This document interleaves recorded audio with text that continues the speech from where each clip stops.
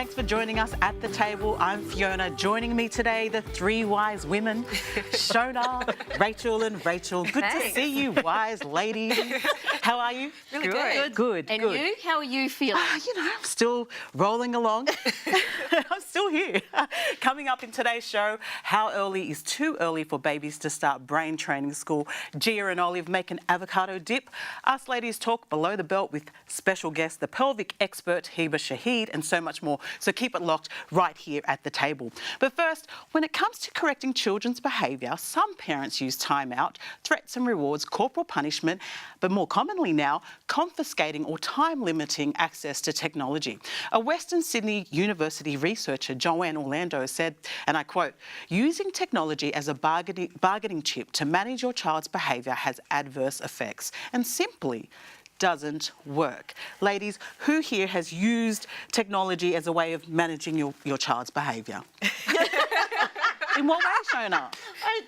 Look, my kids didn't get their phones until they were year 7 and year 8. Yes. So, they were a bit Which older. is how old? How old are they? Oh, gosh. Because I know in New Zealand they have a different school system. Yeah, it's about 14, 15, something like that. So they didn't get their phones until that age. So, I couldn't use it as a bargaining chip up until then, but I was quite happy to take it off them when they weren't doing what they were told. And how did they respond? Oh, they hated me. Did it work?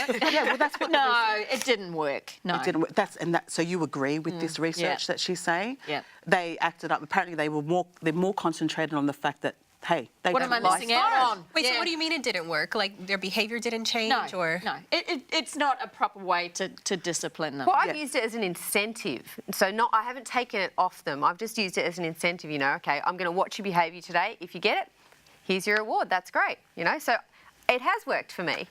Well, I don't think this is any different. I remember growing up, my parents would ground me and say I couldn't use the phone. So I think the technology hasn't changed that much. I think I would sometimes when they were gone from the house call my friends secretly quickly before they got back. I mean, it worked in the fact that, they took away something that I wanted. It just so happened to be the telephone. Yeah, the method hasn't sort of changed. It might be the actual device or the actual incentive, but I don't think parents have sort of changed so much. Drastically. Yeah. Old school. TV, I remember having this conversation with you and you were saying that back in the day when TV was introduced, parents were scared, got to keep the kids out and play. So is there any tips in terms of like how we can, use this as a millennial, because it's a millennial issue now, this technology that we've got. Look, and I remember the naughty chair, and maybe that's a thing, for how old your child is. You can have so many, if you're naughty, you have so many hours off the phone. Yeah, and sit there and contemplate about what you've done wrong. Yeah. Because that's what the issue is. She's saying they're not contemplating that I've done something wrong. They're just more worried about that. What they're missing out on. But they also have that attitude that they think it's theirs and they have a right to it. They don't sort of necessarily see it as a privilege. Yeah. And that's how I'm trying to teach my kids. This is actually a privilege to have this. That's why it's an incentive. That's why I don't give them one and then take it away for that behaviour. We sit down, we talk about that behaviour. I actually have a lot of space between that talk because I have to calm down. Yeah. But so they go off, we all calm down, and then we chat about it. But I like how you say that because the research does suggest that you should communicate with your kids about the use of technology. And that's the thing, it's not the technology itself. We've had issues with phones, with TV. Yeah. Now we've got phones, iPads and all that kind of stuff. But it's how we use the technology. Yes. And that's good you're having a discussion with your kids. And I would imagine actually that time away from the device would have that contemplation. You'd have that time to not be chatting with your friends and to think about what you've done. Yeah. The younger the kid, though, the less the contemplation. Yeah, probably just a temper tantrum. Yeah. Look, our children will be using technology for the rest of their lives, so we're in a good position as parents to teach them safety first. What are your thoughts on using technology to manage your child's behaviour? Drop us a line on our Facebook, Instagram or YouTube pages. But now, Gia and Olive are making an avocado dip. Let's check this out. And today we're making avocado dip. Avocado dip. Yes, we are. And Shona's with us again. Hi, guys. Say hi. Just again. Hi. So give Auntie Shona a big cuddle. Show her how much we love her. So, yeah, we're making avocado dip and it is very easy to make and it's very tasty. We got half a can of chickpeas in a food processor. Quick, grab one. Chickpeas, oh yeah, they're so delicious, aren't they? Without anything on them. What else have we got, Shona? What did you put in that one? Well, in this one we've got a teaspoon of cumin, a tiny smidge of chilli if you like it. Yeah, you don't have to put chilli leave it out, and then some salt and pepper. Salt and pepper. There we go. I got some extra salt. Oh, we've got to get the bits out of there because we do want a little bit of chilli. Just a tad. Yeah. The good thing about this one is you just throw everything in the food processor. This is lemon rind. Check this out. 1.5 lemon juice and lemon rind. So we got the lemon rind. The lemon rind really helps make this dip really delicious. So it adds a bit more lemoniness. Yes, like a zest, it sparks up in your mouth. I don't know how else to put it. It's like what do they say? A rainbow in your mouth. A rainbow in your mouth. Yes, that's a good one. So we got garlic, minced garlic. How much did you mince? 1 clove. And Shona explained to me that I gave her a garlic crusher and she's like, no, that's not mincing. And I was like, well, I don't know the difference. So apparently there is. It's So crushed. yeah, this one's crushed. So 1 garlic clove and a bunch of coriander. Just throw that If you in. like coriander. If you Yes. don't like coriander. You know what though? It really helps I with the know. flavour of it. I love coriander. Olive, you've eaten the... Yeah, we've eaten the avocado here. We're supposed to put it in here. Let's... No! Okay, so 1 avocado. And you know what? It won't go dark because the lemon actually helps keep it from going dark because we put lemon juice in it, which we're going to do now, and that's the lemon juice, the 1.5 lemons of lemon juice. Thank What, you. just this little bit of avocado? Good on you, Shona. You're just quick, aren't you? Okay, now I'm going to put a little bit more salt. How much salt did you put in that? Do you remember? Oh, a smidge, a couple of Okay, I'm grinds. just going to put a little bit more because I think, yeah, you need the salt. Yes. So I'm going to mix Good it. avocado, isn't it? Oh, wow. I'm glad you like avocado. What do you put avocado on? Do you have it in your sandwiches? No? Okay, I'm going to scrape the sides a bit. Now, depending on how you want it, what the consistency you want, if you want it to be smooth, a little bit more smooth, you add a little bit of water to it, which I'm going to actually do just to help a little bit, just a touch. Did it help blend it down as well? Yeah. Okay, so now I've mixed it through and we added another avocado because the avocado we used was quite small. So we added another one to make it more creamy and we added a little bit of olive oil, just a tablespoon. And this is what the end result looks like. So you do want it to look a little chunky. You don't want it to be completely smooth. You want a little chunk in it. And we're just gonna put that in here. I've got some crackers up there. How about we try it, eh? Shona, you put that in there for me. Sure. Oh, you're such a good helper. My daughter's too short to reach over. Oh, look, that looks awesome. And you've got so much goodness in there. Oh! Yeah! Goodness. Look at that. So let's try it. Taste test. Yes, Olive, you want some? please. No. No? No. But it's so yummy. It's got lemon in You it. can taste the lemon and the coriander. It's pretty fresh. That's yummy. If you want to try other recipes, go to thetabletv.com or you can follow us on Facebook on The Table TV Show. You won't regret it. There are some really good recipes up there, and these recipes are meant to help people that want to lose weight or want to reverse heart disease, things like that. And they're good for your children, great for lunchboxes. We'll see you soon. Bye. Say bye. Bye.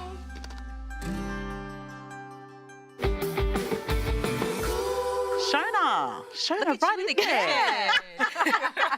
What would you have preferred in that avocado dip? We put sweet chili sauce in ours. Chili. top, Adds a like little just a bit of drizzle. Well, just spice. through it, yeah. nice. Because we've got to have heat. Yeah, Come of on. course. Rach, they had some coriander, your favourite in there. Pass it along. Okay, now we've got something a bit different for you today. Not a recipe book, but a handy little guide to understanding and preventing and reversing lifestyle diseases like heart disease, stroke, high blood pressure, diabetes. Hello, Fiona. To get your free copy, send us your name, your postal address, and the name of the book U-Turn. Email us at hello@thetabletv.com or give us a call on 1300 300 389 in Australia or 0800 694 673 if you're in New Zealand. Do yourself a favour and get in touch. U-Turn, it's never too late. But now this next topic may hit home for a lot of couples watching. Yes, I know it was a slow news week for news.com when they made this one headlines, but anyway, we're going to be talking about it, ladies. Have you ever sent your partner shopping for something they had no clue about? Taylor from the UK asked her boyfriend, hey, can you pick up some black leggings while you're in town. He was completely discombobulated by the experience. She screenshot his desperate text for help and shared it on Twitter, as you do. There's so many types of leggings. I'm feeling overwhelmed. No wonder the women who have anxiety, it's on the rise. Send help, it says. Ladies, have you ever sent your husband, out to shop for something that you needed Most that he had no clue about? Hair products. Hair products? Yeah, my husband has no clue, but he's starting to learn. He's like, please just take a photo of the product you want so I can just compare it to everything else in the store. Yeah. But you've never had to, put it up on Twitter and share his demise? Yeah, it's not my thing. No? Yeah. Rachel? Look, my husband is such a detailed person that he wouldn't ever go to the shop. If I asked for something, whatever it is, he would just get the exact details or take a photo of the shop because he just refuses to go if he doesn't know what it is, or he'll come home with nothing. He wouldn't sort of go in that fetal position like this guy didn't be like, I'm over this, I'm out of here. That's a whole different argument when they come home with nothing, though, right? I would be fuming. I sent a text to Gary last night because I'm sitting there watching some TV and I'm thinking, I just need an ice cream. So I texted Gary and said, can you please get ice creams on the way home? And I went, oh, that's not a good thing. And he came home with his favourite ice creams and a box of Ferrero Rochers for him.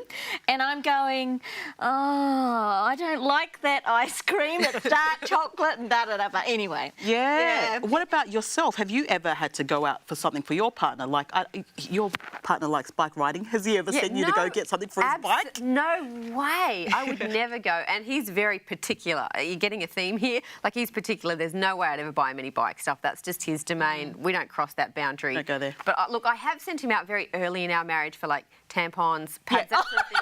That was a disaster, and that's why it's never happened again. I actually did the guilt thing and was saying, hey, my brothers used to get this stuff for me all the time. What's the big deal? So that's how, when we first were married, and then he was like confident, well, I guess other boys are doing it, I can do it too. Have you or your other half had a shopping dilemma worth sharing? Let's swap for laughs. We'd love to hear from you. But now, from confused partners to genius babies, how early is too early to send your baby to brain training school? Rachel, tell us about Shishida School. I know you're quite brainy. Jax looks like he's onto it. Thank you. What's the down low on this story? It's really interesting you asked this because I recently went and bought Jack some flashcards so that he can go through some vocabulary. Hold on, how old is he? He's, 1.5.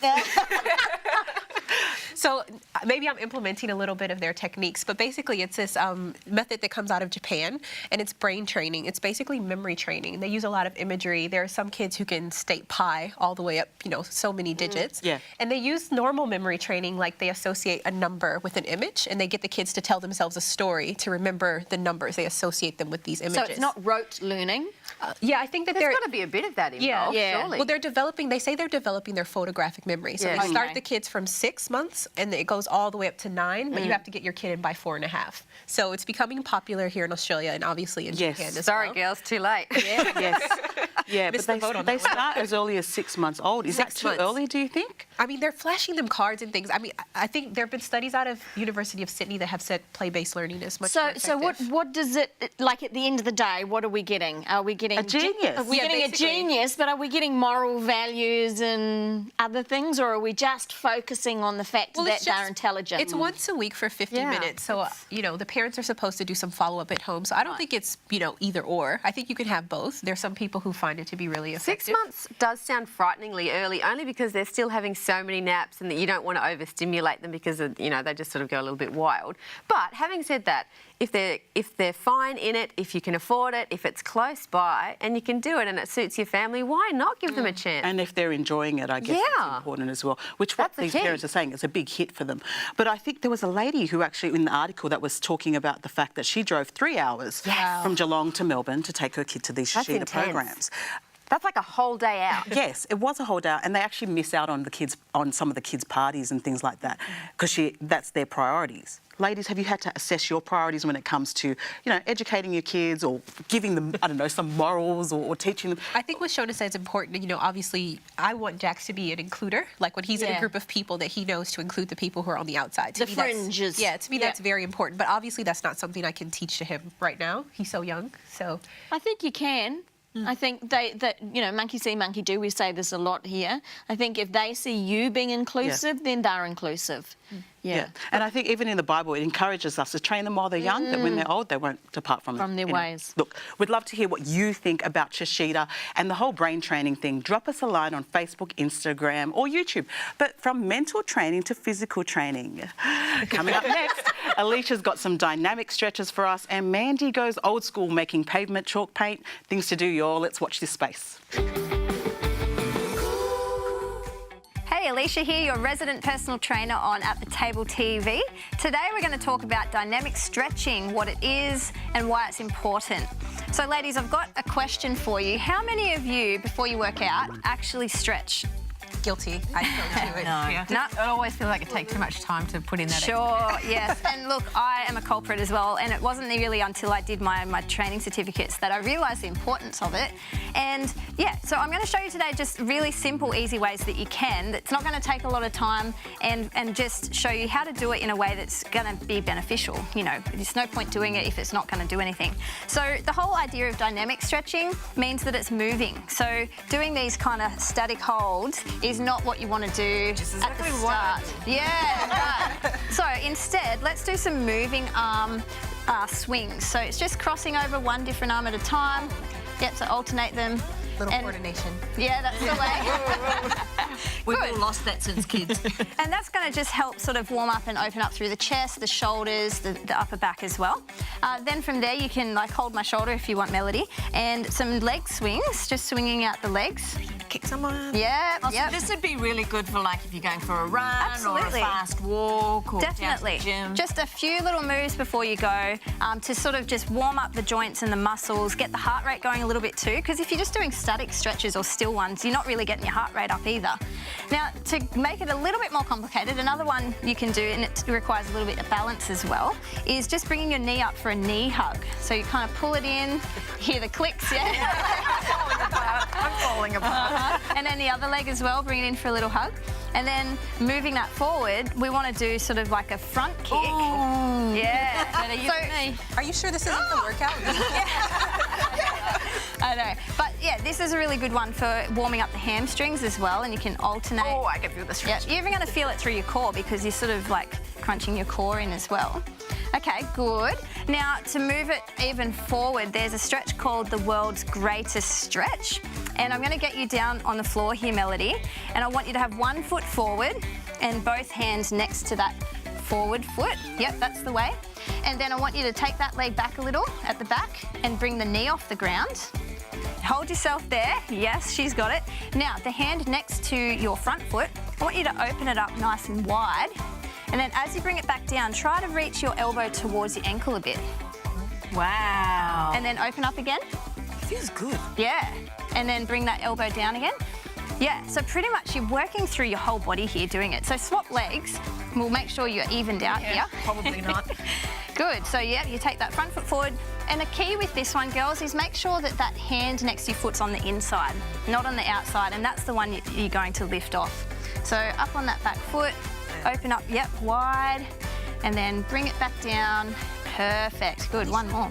You mentioned that our muscles are cold. Is that a thing? Like your muscles? Yeah, so it's just basically meaning that the blood's not pumping through them as much. So as soon as you start moving, you're going to get that blood pump through the muscles and they're going to warm up as such, which means they're just going to be less susceptible to injury and you're going to be more supple when it comes to your run or your workout, for example. So You're doing it. It feels really good. it does. And you can, if you need to, you can even drop that back knee. So if you're finding it too difficult to hold yourself up, you can drop that back knee and actually do it from that knee as well. Just like Yeah, yep, that's right. Yep, and then you can progress to up on your foot if you need. So yeah, the reason why I talk about this, all the workouts that we have on YouTube, they have dynamic stretches at the start, and it's because it's just a quick way to get warmed up. So if you're looking for some more workouts to do, girls, just go to our YouTube channel. You can join me there for some 10-minute workouts anytime. See ya. This super simple DIY project is great for the kids, especially during the holiday time when you want to keep them entertained. I'm going to show you how you can make your own pavement chalk paint using only 3 very simple ingredients. First of all, you will need some cornstarch, some water, and then food colouring of your choice, and of course some containers to store it in. So all we're going to do is mix in half a cup of cornstarch into 2/3 of a cup of water. So this makes the base of our paint.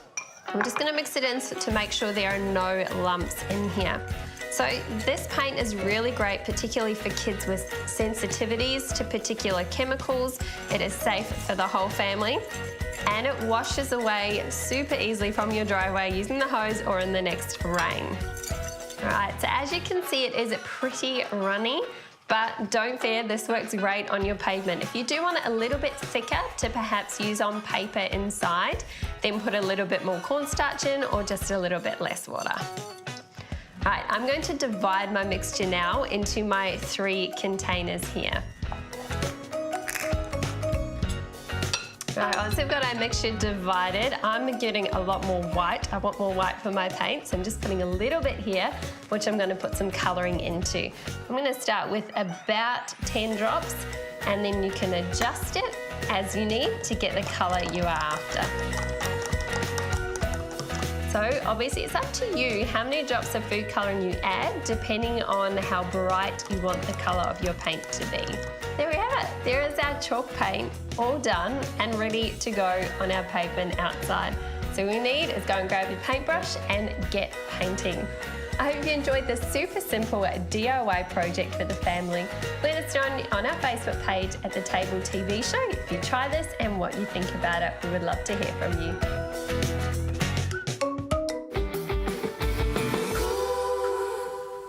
According to thepelvicexpert.com, 74% of mothers have pelvic floor problems, 30% of women have bladder or bowel leaks, 20% of women suffer from chronic pelvic pain, and 10% of women suffer with endometriosis.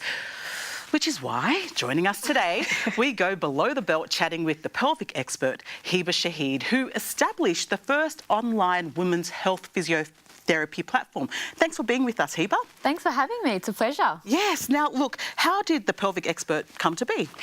Well, my background is in women's health physiotherapy, and I've worked in the area for about 8 years. And while I was working, there was just all these things that were coming up with women. You know, why don't we know that you guys exist? Why doesn't anyone tell you that this could happen to you? We need to get the word out there about women's health issues. And so after working in women's health for so long, I decided, you know what, I need to get the word out there. Yeah. So I set up the pelvicexpert.com, and we provide education and also wellbeing programs to help women overcome their problems. I know with the pelvic floor, a lot of women talk about it. Where exactly is it? How can we locate the pelvic floor? Well, it's like you said, it's below the belt. Yeah. But what you can do is you want to know if you're activating those muscles correctly, right? So what I usually say is you're all sitting down. Just think about, and it's a bit intimate, but just imagine that you're sitting on the toilet and you're weeing and you want to stop the flow of the wee. What you should feel is a bit of a squeeze and a pull up. So your muscles just pulling up right now. Pulling up right now. Pulling up right now. Pull up. I'm struggling to pull it up. And you know what? So many women do struggle to pull it up because, you know, it's not an easy muscle to find for a lot of women. And then it becomes so weak over time, especially if you've had a lot of babies. I think it's something that we don't talk about. Like we don't. No, especially for first-time moms, we talk about, oh, we're so excited for you, but no one wants to say what could potentially happen afterwards. And I found that when I was in the hospital, I was like, how come no one told me about any of this stuff? I know, and this is the thing that so many women have said to me is, why doesn't anyone tell me that this could happen? And so that's why we're trying to get the word out there. But yeah, it's just a matter of finding those muscles, reconnecting back into them, squeezing them and working them while you exercise so that they can get stronger. So how often and how long should we be doing the squeeze for? So it varies from woman to woman, but usually what I like to sort of let women know is that you want these muscles to be working all the time. You don't want to just, you know, squeeze the muscles and hold on for 10 seconds and then forget about them for the rest of the day. You want... So a few times I wish it was that easy. I wish it was that easy. You want these muscles working when you're picking up your children, when you're putting them in the car, when you're lifting the washing basket, when you're putting clothes out on the line, because, you know, you don't know when those muscles need to kick in. If you're running, if you're going for exercise, if you're at work. Jumping on the trampoline. Jumping on the trampoline. Don't do that anymore. So many women just can't do that anymore because their muscles are just giving way.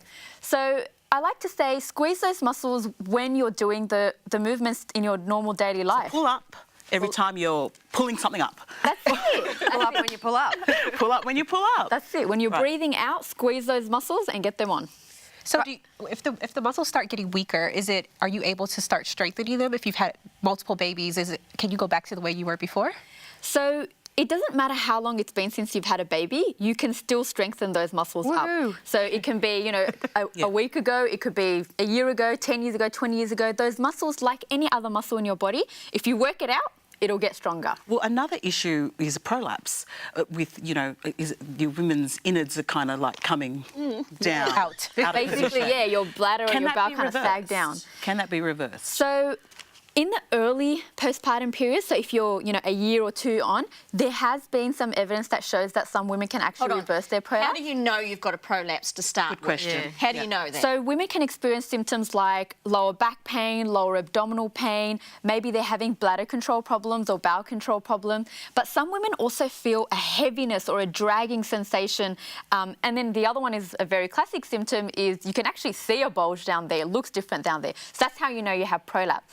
And we know that pelvic floor strengthening exercises are really, really important and really helpful for women who have prolapse. But on top of that, I often recommend that women also have a support device inserted. So it's called a pessary, and it's kind of like a tampon. I know some people don't like tampons. Is this only if you have this issue, or should you just get it if you've had a baby?